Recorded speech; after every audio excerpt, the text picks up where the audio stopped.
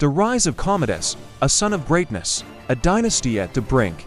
History is written by those who survive it. But what happens when history itself is manipulated by those with the most to gain? Commodus, the last emperor of the Nerva-Antonine dynasty, is often seen as the ruler who shattered Rome's golden age. But was he truly the villain that history has made him out to be, or was he simply a misunderstood product of his time?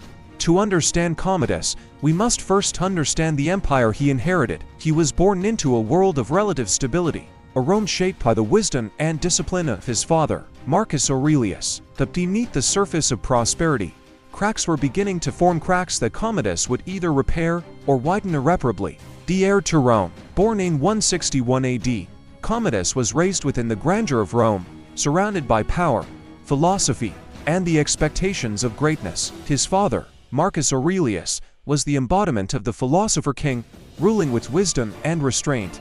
But unlike his father, Commodus was not raised in hardship or the rigor of the battlefield. Instead, he was sheltered, a prince whose world was one of privilege rather than perseverance. From a young age, Commodus showed little interest in the deep philosophical ponderings that defined his father. Where Marcus Aurelius was a Stoic, Commodus was a hedonist. This divergence in character would set the stage for Rome's eventual transformation. A young emperor takes the throne. In 180 AD, Marcus Aurelius died, leaving his son as the sole ruler of Rome at the age of 18. Commodus did not immediately retreat into the debauchery, as his critics claimed. In fact, he continued his father's military campaign against the Germanic tribes for a short while before securing a peace treaty. However, this act was not seen as wise diplomacy, but rather as a cowardly retreat from his father's ambitions. Senatorial historians, particularly Cassius Dio, painted Commodus as a ruler who abandoned his father's noble goals in favor of personal pleasure. But was this fair?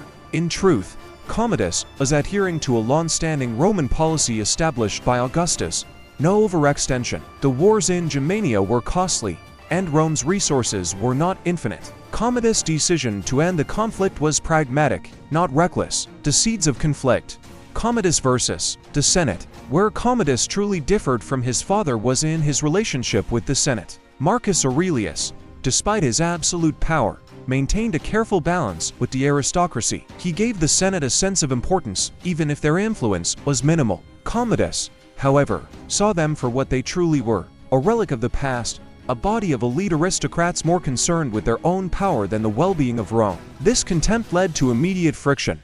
The Senate saw Commodus as unworthy, and their disdain only grew when he surrounded himself with freedmen and commoners rather than the traditional aristocratic advisors. Among his most trusted men were Sautherus and Clender, individuals of low birth who wielded immense influence in the imperial court. To the Senate, this was unacceptable. The assassination attempt, a turning point. Tensions reached a boiling point in 182 AD, and an assassination plot was uncovered. Lucilla, Commodus' own sister, along with a group of senators, attempted to have him killed.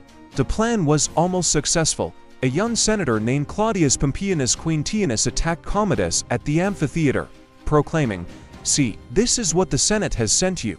However, he hesitated, giving the emperor just enough time to escape. The plot was swiftly uncovered, and Lucilla was exiled and later executed. This betrayal deeply scarred Commodus.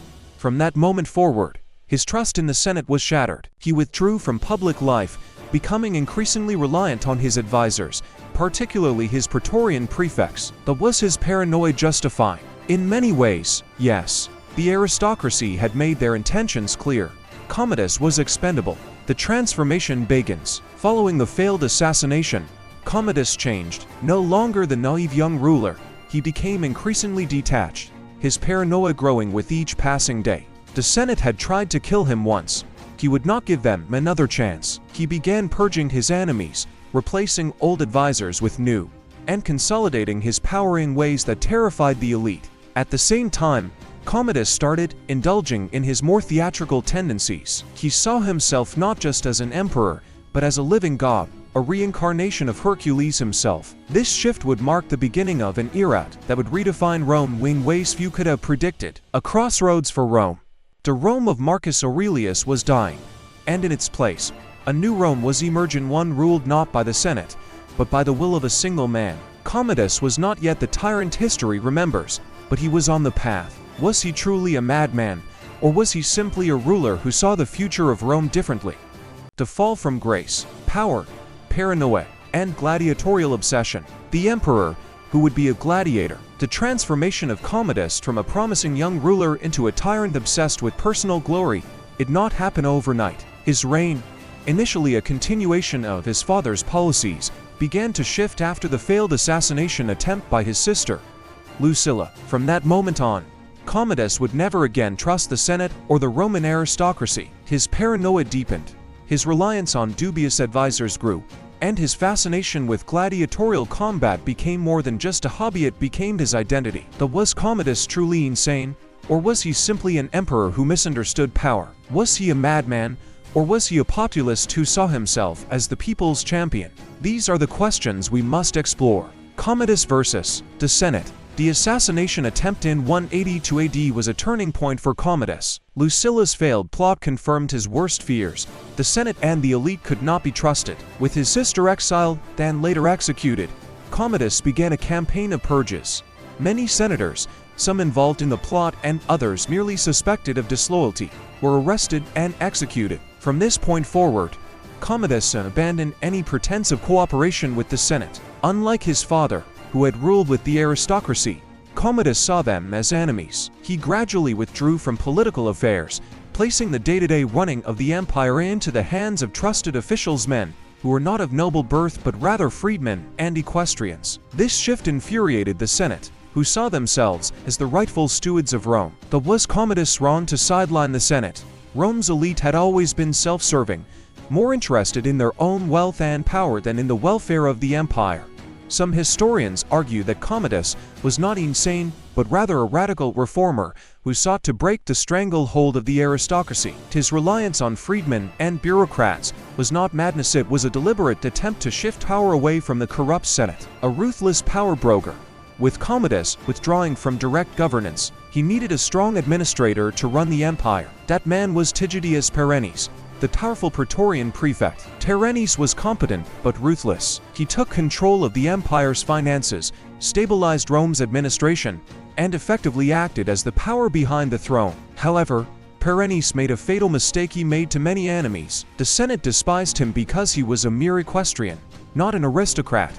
The military resented him because he replaced senatorial commanders with men loyal to him. And Commodus himself began to grow suspicious of his prefect's growing power. In 185 AD, a group of soldiers from Britain arrived in Rome, publicly accusing Perennis of plotting to overthrow Commodus. Some believed these accusations were orchestrated by his rivals, particularly the freedman Clender, who wanted to take Perennis' place. Commodus, always quick to believe in conspiracies, ordered Perennis and his family executed. The fall of Perennis showed that Commodus was becoming dangerously unpredictable. He no longer trusted even his closest advisors. The paranoia that had begun with Lucilla's betrayal was now spiraling out of control. The Shadow Emperor.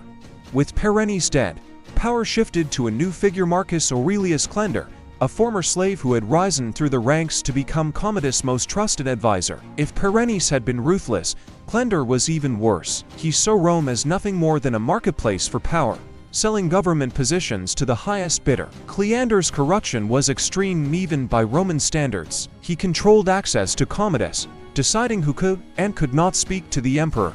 His greed was insatiable. He sold military commands, governorships, and even senatorial positions. Those who could not pay were eliminated. But Cleander's reign came to a violent end in 190 AD. A severe grain shortage in Rome led to widespread unrest. The people blamed Clender, believing he had hoarded grain to increase prices. A riot erupted, and the mob stormed Commodus' palace, demanding Cleander's execution. In a desperate attempt to save himself, Commodus had his former favorite beheaded and his body dragged through the streets. Cleander's rise and fall reflected the chaos of Commodus' rule.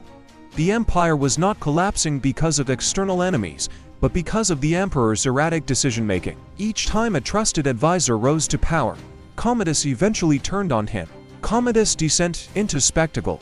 As Commodus withdrew further from traditional governance, he began to focus on what truly fascinated him: gladiatorial combat. Unlike previous emperors who had enjoyed watching the games, Commodus wanted to be in the arena. To the Roman people, this was both shocking and thrilling. The emperor was not merely a ruler, he was a warrior, fighting in the Colosseum like a demigod. Commodus dressed as Hercules, wielding a club and wearing a lion's skin. He fought wild animals, personally killing lions, elephants, and even a giraffe. But while the common people may have cheered, the aristocracy was horrifying. To them, the emperor was supposed to be a dignified statesman, not a performer. The Senate saw Commodus' actions as degrading to the empire.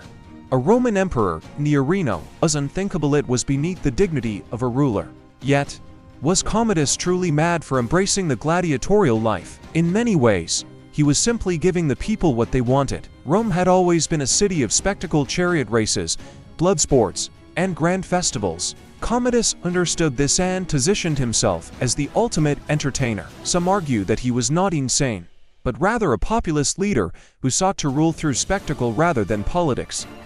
Economic collapse and the cost of madness. As Commodus indulged in his fantasies, the empire's economy began to falter. The constant games and festivals were draining Rome's treasury. The emperor's obsession with gladiatorial combat meant he spent lavishly on the arena, paying enormous sums to ensure his victories. At the same time, the empire's currency was being devalued. Commodus reduced the silver content in Roman coins, causing inflation.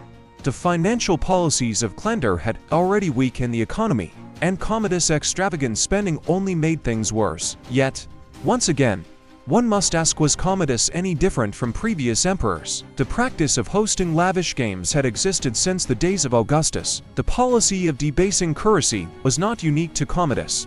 While his excesses were extreme, they were not unprecedented. Commodus at the brink. By 190 AD, Commodus had completely abandoned traditional rule. He no longer trusted the Senate. He had executed multiple advisors, and he now saw himself as a living god. His rule was no longer about governing, it was about spectacle and dominance. But this could not last forever. The Senate and the Praetorian Guard were growing restless. The empire's economy was faltering. The nobles were humiliated. The final act of Commodus' reign was about to begin. The god emperor.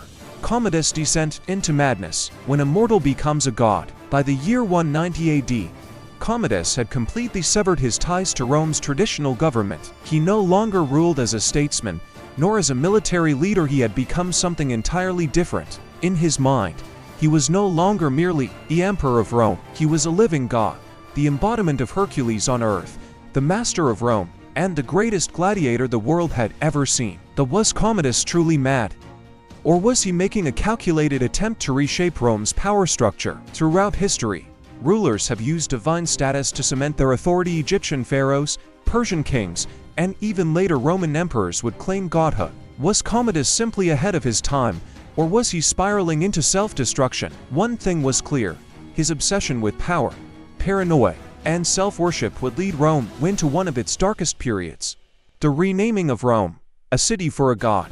For over 900 years, Rome had been Rome. The eternal city, founded by Romulus, had stood as the heart of civilization. Yet, in 192 AD, Commodus did something unthinkable. He renamed Rome after himself. The city was now called Colonia Luciania Commodiana, and its people were no longer Romans. They were Commodiani, subjects of Commodus. Even the legions, the proud military machine of the empire, were renamed in his honor. To the Senate, this was blasphemy. To the common people, it was simply another spectacle. But in the grand scheme of Roman history, Commodus was doing something extraordinary. He was breaking with the past entirely. No longer was Rome a republic in spirit, nor an empire ruled by its people. It was the personal kingdom of Commodus, and he was its undisputed god. The new age of Commodus, the golden century of the god emperor. To mark this new era, Commodus demanded that the Senate declare his reign a golden age. This was not just political propaganda, it was an official historical rewrite. Commodus wanted the world to believe that under his rule, Rome had entered an era of divine prosperity. In some ways, this was not entirely false. Despite Commodus' extravagance, Rome was not yet in chaos. There were no major external threats, and the empire's infrastructure remained intact. However, this illusion of stability masked deeper problems. The economy was deteriorating, the military was becoming restless, and the aristocracy was plotting against him. But Commodus did not care. He saw himself not as an emperor burdened with administration, but as a divine force reshaping the world. Commodus as Hercules, the ultimate warrior king. Commodus' self-perception as a god was not mere fantasy. He lived the part, dressing as Hercules in public, wearing a lion's skin, and carrying a massive club. But unlike previous emperors, who were merely depicted as gods on coins or in statues, Commodus took it further. He fought in the Colosseum, proving his strength before thousands of cheering spectators. His enemies in the Senate viewed this as a disgrace, but to the common people, it was electrifying. Every time Commodus stepped into the arena, he wasn't just fighting, he was performing. He killed wild beasts, gladiators, and even executed criminals in extravagant displays. His archery skills were legendary. He was said to be able to decapitate an ostrich with a single arrow. Yet, for all his skill, these battles were not fair fights. Gladiators were forced to lose. Wild animals were weakened beforehand. The emperor could not be allowed to fail. But did Commodus truly believe he was Hercules reincarnated? Or was he simply ensuring that his rule remained one long, never-ending spectacle? The Senate's humiliation, a puppet government. With each passing day, Commodus pushed the Senate further into irrelevance. He treated Rome's most powerful men as little more than servants, forcing them to cheer for him in the Colosseum. During one infamous event, Commodus decapitated an ostrich, held up its severed head, and motioned toward the Senate with his sword, a silent but clear message. This is what happens to my enemies. The Senate could do nothing. They had once been Rome's supreme authority, but now they were forced to chant his praises like worshippers in a cult. You are Lord, and you are first of all men, most fortunate, a victor. You are everlasting Amazonian. You are a victor. This was the moment when Commodus truly broke Rome's old order. He no longer needed the Senate's approval. He ruled through fear, spectacle, and the adoration of the masses. The final descent, Commodus against the world. Despite his godlike ambitions, Commodus was not invincible. His paranoia had reached extreme levels, and he now saw enemies everywhere. His advisors, ministers, and even his lovers were watched with suspicion. He executed senators without trial, believing they were plotting against him. The people who had once been closest to him, his chamberlain Eclectus, his praetorian prefect Letus, and even his mistress Marcia, were beginning to fear for their lives. Commodus withdrew completely from state affairs, spending nearly all of his time in gladiatorial combat and lavish feasts. Rome, once governed by great emperors like Augustus and Trajan, was now at the mercy of a self-obsessed god-emperor who cared more about his image than the empire itself. The beginning of the end. The Ludi Plebei Games of 192 AD. The final act of Commodus' reign began in November 192 AD. During the Ludi Plebei Games, these games were meant to be a grand celebration, but they instead became a horrifying display of Commodus' megalomania. Dressed as Hercules, he entered the arena, fighting and killing wild animals with a bow and spear. Afterward, he fought as a gladiator, winning every match effortlessly because his opponents had been ordered to let him win. But this time, something was different. Among the cheering crowds, Commodus' closest allies were growing restless. His erratic behavior, humiliations of the Senate, and refusal to govern had created too many enemies. They knew that Commodus had to die, and soon. The empire stands at the edge of chaos. By the end of 192 AD, Commodus was at the height of his power but also at his most vulnerable. His enemies were no longer just in the Senate. His own advisors and lovers had turned against him. His paranoia was justified, but he would never see the final betrayal coming. The next chapter would be his last. The assassination and the aftermath. The end of the Golden Age. The god who could bleed. Commodus had survived assassination attempts before. He had crushed conspiracies, executed rivals, and ruled with an iron grip. He saw himself as a god, untouchable and invincible. But in the final days of 192 AD, the emperor's arrogance blinded him to the reality that even a god could be killed. Rome was on the edge of chaos. The Senate despised him. His own guards whispered in the shadows. Even his most trusted advisors Letus, Eclectus, and Marcia now feared for their lives. They had once been his allies, but Commodus had become too dangerous, too unpredictable. They made their decision. The emperor had to die. The final betrayal. A deadly plot is hatched. By late December 192 AD, Commodus had fully embraced his divine identity. He had stripped the Senate of power, renamed Rome after himself, and planned to begin the new year as a gladiator emperor. His final decree, on January 1, 193 AD, Commodus would enter the Colosseum, not as an emperor, but as a full-fledged gladiator. This was the last straw. The Senate was horrified. The idea of a Roman emperor lowering himself to a mere fighter was beyond disgraceful. The Praetorian Guard feared that Commodus' growing paranoia would lead to more purges. His advisors, who had benefited from his rule, now feared they would be next on his kill list. Leading the conspiracy, or leadus, the commander of the Praetorian Guard, Eclectus, Commodus' chamberlain, and Marcia, his mistress and closest companion. If they did nothing, Commodus would drag Rome into madness. They had to act before it was too late. The Last Supper, the Poison Feast. The chosen night was December 31st, 192 AD, the final night of Saturnalia, Rome's great winter festival. Commodus was celebrating lavishly, drinking wine and preparing for his grand entrance into the Colosseum the next day. Unbeknownst to him, his own mistress Marcia had slipped a lethal dose of poison into his food. The plan was simple. Commodus would eat, drink, and die quietly in his sleep. At first, everything went according to plan. Commodus consumed the poisoned meal and soon began vomiting violently. He stumbled to his lavish bathhouse, weakened and barely conscious. The conspirators waited, expecting the emperor to collapse and die. But then something went wrong. The death struggle, the gladiators' last fight. Commodus had always been in peak physical condition, training daily as a gladiator. His body fought off the poison longer than expected. Though he was weak, he began to recover. The conspirators panicked. If Commodus survived, he would discover their betrayal and none of them would live to see the new year.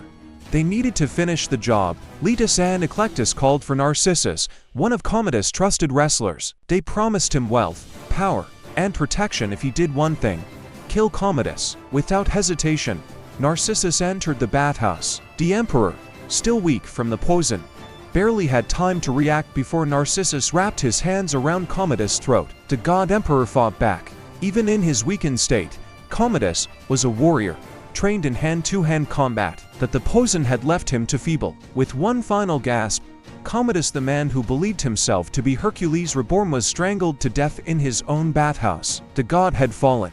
Rome, after Commodus, a city in crisis. The conspirators acted quickly to cover up the murder. They knew that Commodus' death could throw Rome into chaos, especially since the emperor had no legitimate heir. To maintain order, they turned to Publius Helvius Pertinax, a respected senator and former general. He was well liked by the military and seen as a stabilizing figure. By dawn on January 1, 193 AD, Rome woke up to the news. Commodus was dead. Pertinax was the new emperor. At first, there was hope.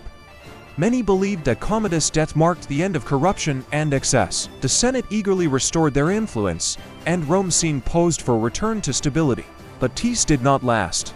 The year of 5 emperors, Rome's descent into anarchy. Commodus' death did not bring stability. It triggered one of the most violent periods in Roman history. With no clear successor, Rome erupted into civil war. Over the next year, 5 different men would claim the throne, each backed by different factions of the military. Pertinax, January, March 193 AD, the first emperor after Commodus, but he failed to control the Praetorian Guard and was assassinated after only 86 days. Titius Julianus, March, June 193 AD, a senator who literally bought the throne, paying the Praetorian Guard for their support. He was overthrown and executed within 3 months. Pescennius Niger, April 193 to 194 AD, a governor who declared himself emperor in the east, triggering a brutal civil war.